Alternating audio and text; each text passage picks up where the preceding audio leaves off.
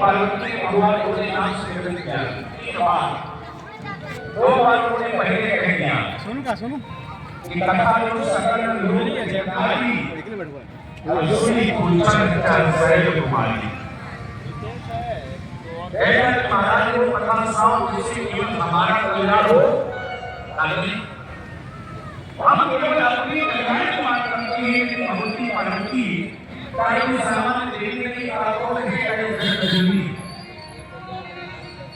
पार्वती जगदम्बी है। पार्वती के बाद भगवान भोलेनाथ से निवेदन किया और गोस्वामी बाबा ने जगदम्बी का निरूपण किया मानस किया है। एक भगवती पार्वती जगदम्बी है, जय जगदम्बी प्रणाम माता और जगत जननी नामी निरुति माता। पार्वती जगदम्बी है और दूसरी जगदम्बी और है भगवती सती जगदम्बी जननी भवानी सती जगदम्बी है और तीसरी जगदम्बी और है जनक सुधा जगदम्बी जानकी और जिसे प्रिय करुणा ध्यान किसको होगा ना कहती जगदम्बी है तीनों कहां बैठी सरस्वती की कथा में बैठे हैं, सीता की कथा में बैठे हैं और पार्वती मैया की कथा में बैठे हैं। सरस्वती की कथा में कहा बैठी लक्ष्मी के साथ में अगस्त्य के आश्रम में सरस्वती की कथा में बैठे हैं और अगस्त्य महाराज कथा सुना रहे हैं। सीता की कथा में बैठे हैं, राम की कथा में बैठे हैं, अलंका की कथा सुनी। अशोक वाटिका की अशोक वृक्ष की सीता की कथा है बैठी है और कथा सुनाने वाले कौन है? महावीर हनुमान जी। तब वाला हनुमान कहीं विचार करना भाई कथा बोलने पे बैठ करके श्री हनुमान महाराज भगवती जानकी को सीता को कथा सुनाने को जगत की कथा में बैठ है और भगवती पार्वती की कथा में बैठ है। भगवान शिव सारे पार्वती मैया बैठी है और 3 बार पार्वती मैया ने कहा कथा अनुभव कथा सकल लोक हिताई कोई शंकर है हमारी क्या भगवान भोलेनाथ कथा से महेशा भगवती पार्वती के द्वारा निरंतर किया पूर्वों और भगवती कथा प्रसिद्धा और सकल लोक जगपावनी गंगा सारे लोगों को पावन करने वाली जो विश्राम कथा की गंगा है उस गंगा की अद्भुत धारा को हमारे आप बहा करेंगे। सब लोग हमें करो, सब लोग कृपा करो, आइए कथा आप सुनाओ कथा दूसरी बार पार्वती मैया ने निवेदन किया कि भगवान भोलेनाथ ने कथा को नहीं सुना उससे कारण है भगवान भोलेनाथ देखना चाहते भगवती पार्वती के अंदर कथा के प्रेम है कि नहीं। यही पार्वती का जन्म की सरस्वती के रूप में थी और हमारे साथ भगवती के आश्रम में कथा समझ करनी बैठ गई।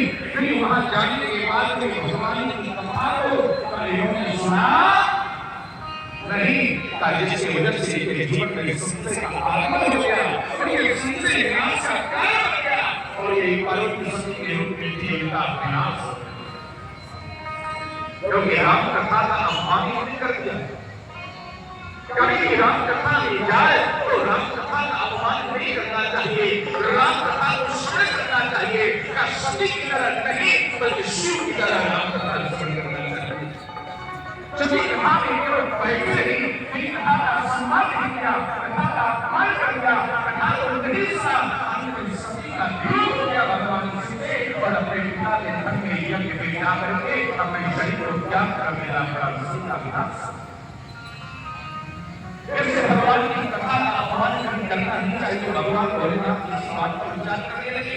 एक बार हमारे सामने गरीब कथा में कथा नहीं सुनी। अगर तुम महाराज तो एक बार कथा सुनाए, लेकिन हम सभी लोग एक बार कथा नहीं सुनाए। हमने सोचा कि चलो अगस्त के द्वारा कथा नहीं सुनी कोई बात नहीं है, हम आगे दोबारा अगर कथा सुन लेगी तो सभी का कल्याण हो जाएगा। तो शिव जी महाराज ने सभी को कथा सुनाया, तो एक बार नहीं सुनाया, चाहे कितने बार कथा सुनाया, का 3 बार लगातार सुनी कथा सुनाया। 3 बार व्यास को मुनि सुनाई, भगत व्यास ने मुनि सुनाई, कोई मम यश देव रोदिया, और सेवक जाई सदा मुनि हीरा।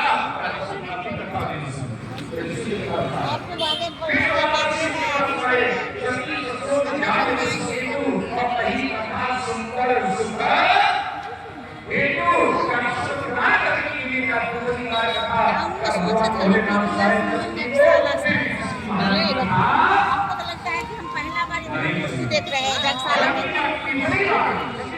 वो सर्वदशमी खड़ा रहता था, लेकिन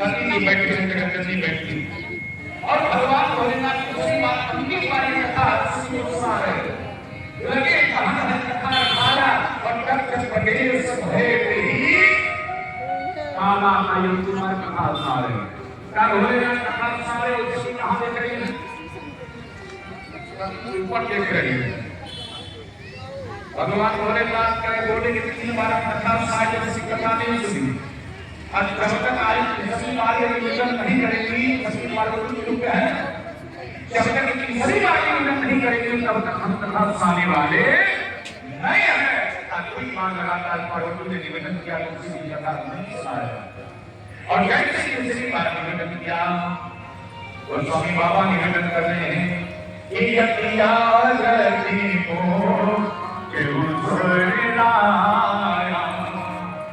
आरती को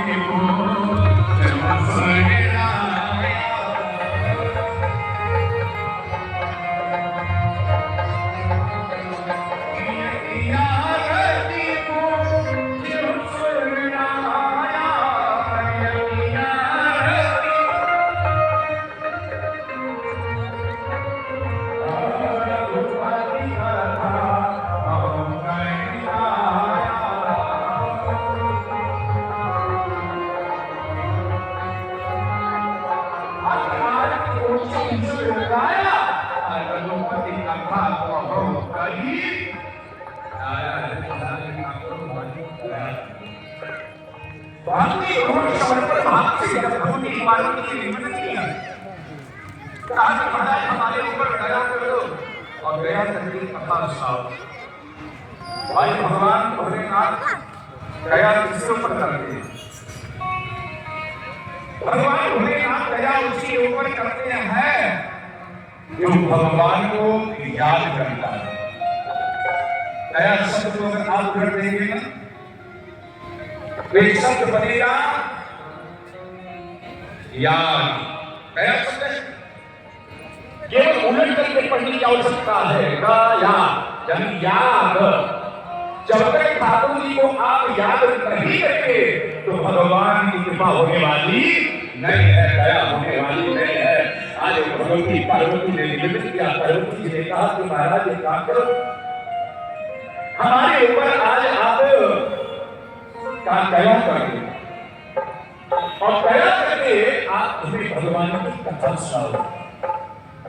भगवती ने कहा कि भगवान की कथा ऐसी कथा है, अगर व्यक्ति मन से कथा श्रवण कर ले तो उसके जीवन के सारे पाप ताप समाप्त हो जाते हैं, जीवन की बेकारी समाप्त हो जाती है। भगवान की कथा है।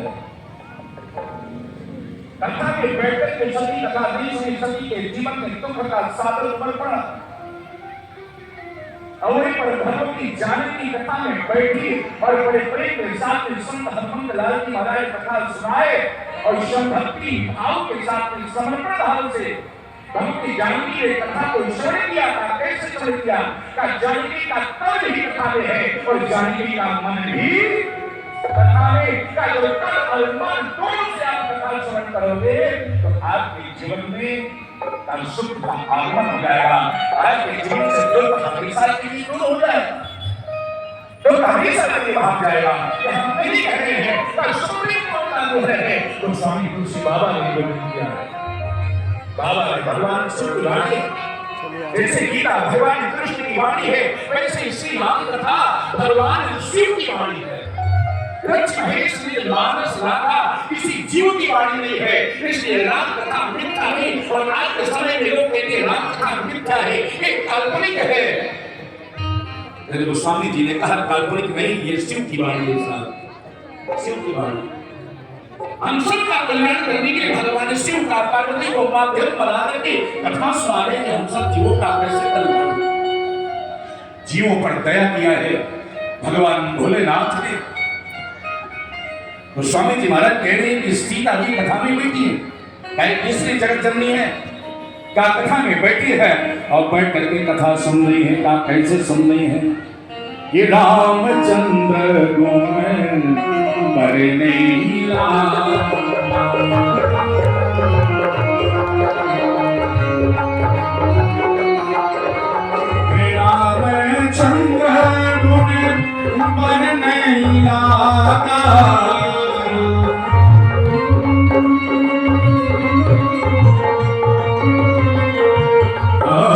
सुनते सीता कर दुख भागा।